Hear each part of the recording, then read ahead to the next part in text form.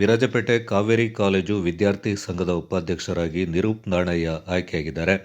ಕಳೆದ ಅನೇಕ ವರ್ಷಗಳಿಂದ ವಿರಾಜಪೇಟೆ ಕಾವೇರಿ ಕಾಲೇಜಿನಲ್ಲಿ ಯಾವುದೇ ಚುನಾವಣೆ ನಡೆದಿರಲಿಲ್ಲ.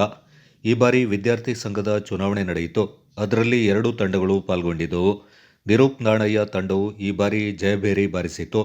ವಿರಾಜಪೇಟೆ ಶಾಸಕರಾದ ಎಸ್ ಪೊನ್ನಣ್ಣವರ ಸಲಹೆ ಮೇರೆಗೆ ಆಡಳಿತ ನೀಡುವ ಭರವಸೆ ನೀಡಿದರು.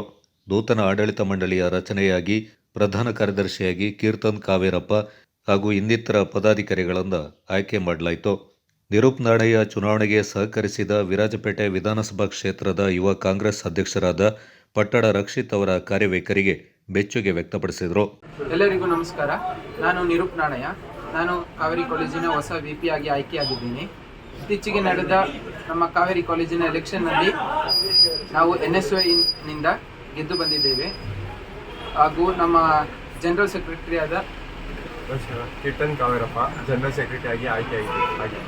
ಹಾಗೂ ಸ್ಪೋರ್ಟ್ಸ್ ಸೆಕ್ರೆಟರಿ ಆದ ನಮಸ್ಕಾರ, ನಾನು ಹಾಗೂ ನಮ್ಮ ಈ ಎಲೆಕ್ಷನ್ಗೆ ತುಂಬ ಸಹಾಯ ಮಾಡಿದಂಥ ನಮ್ಮ ವಿರಾಜಪೇಟೆ ಅಸೆಂಬ್ಲಿ ಪ್ರೆಸಿಡೆಂಟ್ ಆದ ರಕ್ಷಿತ್ ಚಂಗಪ್ಪ ಅವರಾಗಿರ್ಬೋದು, ಹಾಗೂ ನಮ್ಮ ಜನರಲ್ ಸೆಕ್ರೆಟರಿ ಆದ ವರುಣ್ ಕಾರ್ಯಪ್ಪ ಆಗಿರ್ಬೋದು, ಇವ್ರಿಗೂ ನಾನು ತುಂಬ ಹೃದಯದ ಧನ್ಯವಾದ ಹೇಳ್ತೀನಿ. ಹಾಗೆ ನಮಗೆ ಒಳ್ಳೆ MLA ಸಿಕ್ಕಿದ್ದಾರೆ. ನಮ್ಮ ಯೂತ್ಗೆ ಎಲ್ಲದಕ್ಕೂ ಸಪೋರ್ಟ್ ಮಾಡುವಂಥ MLA ಸಿಕ್ಕಿದ್ದಾರೆ. ಅದು ಎಸ್ ಪೊನ್ನಣ್ಣ ಸರ್.